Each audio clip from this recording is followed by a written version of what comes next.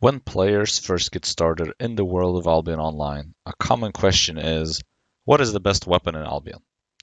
Now, this is a flawed question for many reasons, because in Albion, different weapons are better for different types of content. So I decided to put together a video, which is basically going to be my copy-paste response whenever someone asks just that. In this video, I compiled all the weapons in Albion Online and put together all the major activities and ranked them on a scale from 1 to 10 based on how effective they are in that particular activity. Now, this comes with a lot of caveats and warnings before we even get started. These ratings are very biased and subjective. Even though I asked a few friends and people I consider experts within each category, there will be no way to please everyone, and some people, or even most people, will disagree with these. People have different opinions about the meta and certain weapons, and another thing is that this is very prone to changes such as weapon buffs and nerfs and reworks, or just straight up meta changes, or changes to armors even that might make certain weapons good or bad all of a sudden. Now, despite all of those caveats, I think this list is still incredibly accurate and helpful, even if most of these ratings are off by, let's say, 2 points or so, plus minus 2 points. This list still serves as a very powerful tool, especially for new players who have basically no clue what they're doing. They can just click on the link, which is in the description below, by the way, and easily see, oh, maybe making Bedrock Mace my first weapon to max out. That might just be a horrible idea because it's useless for basically every activity. Now, this list is also useful for checking out certain activity specifics. So say you want to get into ganking and you're not sure which weapons are good or useful, then you can go to the list, check the ganking column and see, oh, okay, so claws is really good, for example. Or if you're a new player and you think the Galatine Parrot looks really cool and you want to level it up a bunch, only to find out, oh, it's actually pretty horrible at the moment. But hey, who knows? It might get buffed again. Time will tell. Either way, let's get this long intro over with and cover the top 10 weapons in the game and why they are as good as they are. Number 10, bow. It comes to no surprise that we find the bow on this list. It's just really strong for most small-scale content. It doesn't offer much mobility, but it's a very simple playstyle. It's not without its weaknesses, however. It's very prone to purges. It's very poor when it comes to ZVZs or group PvE content, where it doesn't really offer as much because, well, the E is a single target. Number 9, Great Holy Staff. Anyone that's looking to get into healing should consider the Great Holy Staff.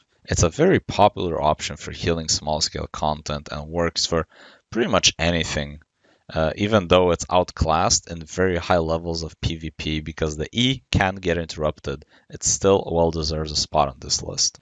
Number 8, Daybreaker. Now, some people might be surprised by this one, but Daybreaker is, in my opinion, genuinely underrated. The E is incredibly potent in the hands of a skilled player in almost any content. Pair that with the fact that spears are in a really strong place right now, and it's a shame that it doesn't see as much play as it should, in my opinion. Add on the fact that it's the best weapon to use when using Spectre Jacket for maximum DPS in group dungeons or Avalonian dungeons, and it starts to make sense why it's so highly ranked. Number 7, Light Crossbow. Even though the light crossbow fell out of the meta in Heligates and Crystals, it still remains a very strong option for basically everything that isn't ZVZ, and even there it's actually not as horrible as you might think. This is the strongest sustained DPS alongside Frosts for any PvE content basically. It's a no-brainer to have it on the list and you can't really go wrong with it. Strong E, short cooldown, and you can pair it with an offhand that fits whatever activity you're doing. Number 6, Great Hammer. So Great Hammer is basically the meta tanking option for any small-scale PvP content.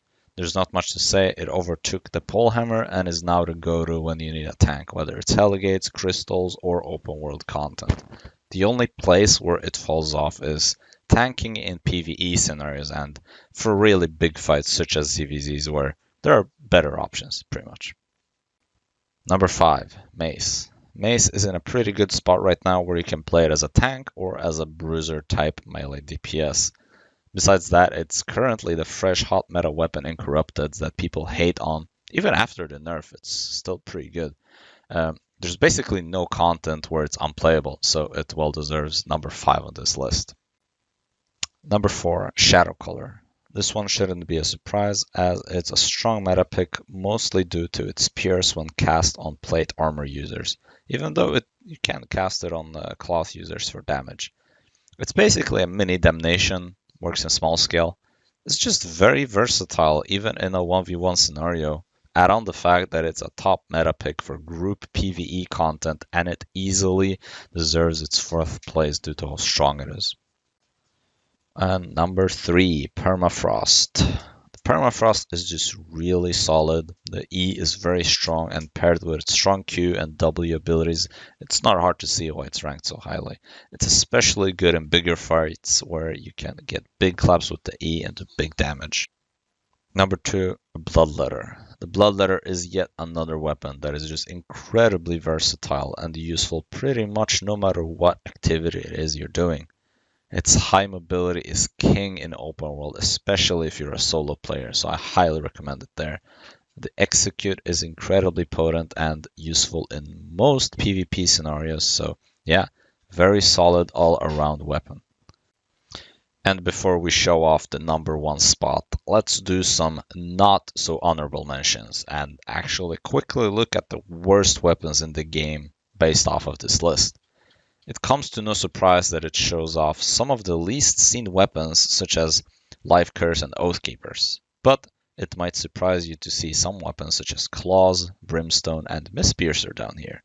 The reason for that is because quite frankly those weapons are just really bad in all the other categories except the ones they specialize in, such as for example Claws is really strong if you're ganking, but it's pretty awful for almost anything else. For Brimstone and Mistpiercer, it's really solid as a clap weapon for ZVZs, but it's pretty trash for literally anything else. So, with that said, let's continue and see what the best weapon in Albion Online is. And number 1 is the Frost Staff. It's probably no surprise that this easily takes the first place. The one-handed Frost Staff has always been a decent weapon, but almost always overshadowed by Permafrost. But since the rework, it jumped up and is really good for every type of content there is basically. It has strong sustained DPS as it's a frost, but it comes with a very strong E that's useful in a plethora of situations.